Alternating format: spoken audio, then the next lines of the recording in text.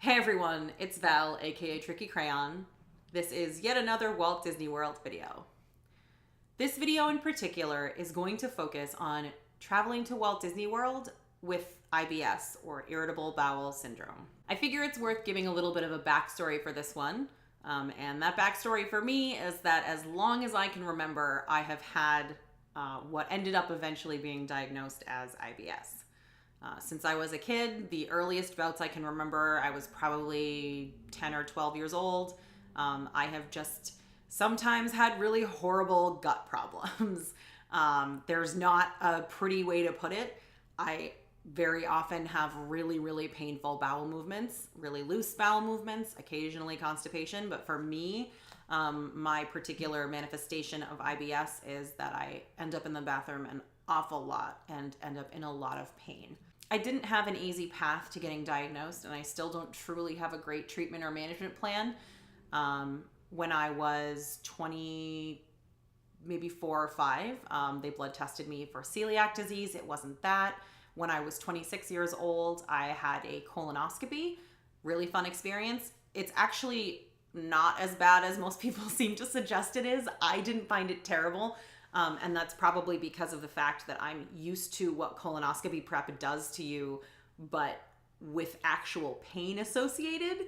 I remember sort of furiously texting my new boyfriend, like, wait a minute, is this what diarrhea is like for normal people? You just poop a whole bunch and it's really liquidy and it doesn't cramp up your whole abdomen? And he was like, well, I mean, yeah, that's most of the time that's what it is. And I was like, what?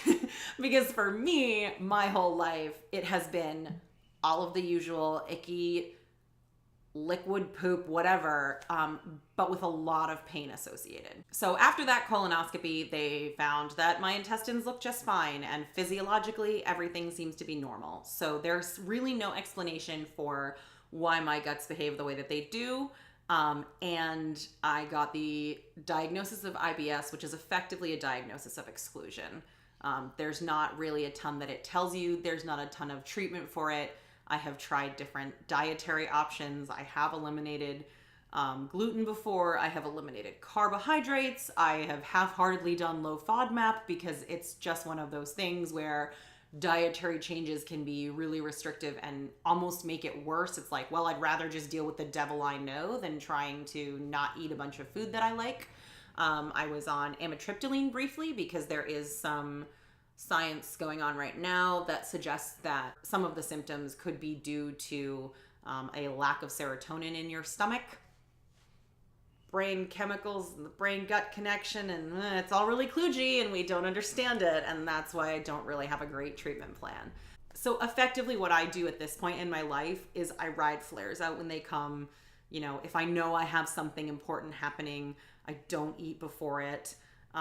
Things like that. It's not great, but it's just how I live at this point. I do also often just not leave the house. It certainly does contribute to me being a little bit less adventurous than I otherwise would be.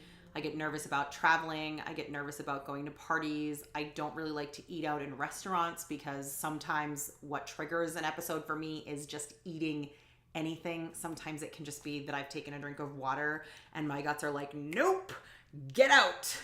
So it's just one of those things that does give me a lot of anxiety. However, one of the places I don't have anxiety about going is Walt Disney World. One of the reasons why I don't worry about going to Walt Disney World is because there are bathrooms literally everywhere. The only time you're not going to be within like 50 or 100 feet of a bathroom is when you're on a bus or a monorail or something like that. And most of those trips are short enough that I haven't ever really worried about it. Bathrooms are pretty well marked. You can also use the My Disney Experience app to find restrooms. There's literally a little scroll on the top that you can choose between dining and attraction wait times and shows and whatever. And one of the options is restrooms. And so you can just get a map of the Magic Kingdom with dots where every single restroom is. It's really, really great. They're also, generally speaking, pretty clean restrooms. They are relatively loud because of the number of people in them. So if you have any poop shyness around making noises or around the smell. You know, there's a lot of ways to work around that, and you don't really have to be embarrassed about it. One thing that I do think is important is if you do have routines that you find help you manage your IBS, you should stick to those on vacation. I don't have those, but if you do, if you have a good way of managing, then don't try to break that just because you're on vacation. Make sure that you stick to whatever medications you're on or dietary changes as much as you can.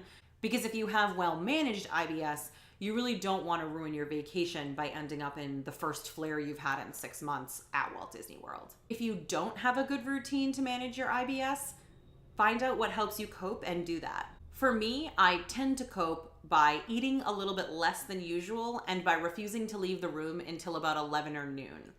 What I tend to do is eat a little bit in the room and make sure I have some coffee, because for me, that helps to get my guts moving. And I tend to not want to leave the room until I have either had a bowel movement or my body has kind of said, you know what, I'm not really interested in doing that yet this morning.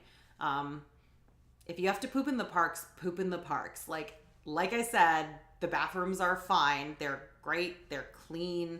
They're pretty loud. You can usually go find a stall at the end if you want to be kind of a little more in privacy. I know some people have private bathrooms that they find that they like that are less trafficked that they really prefer.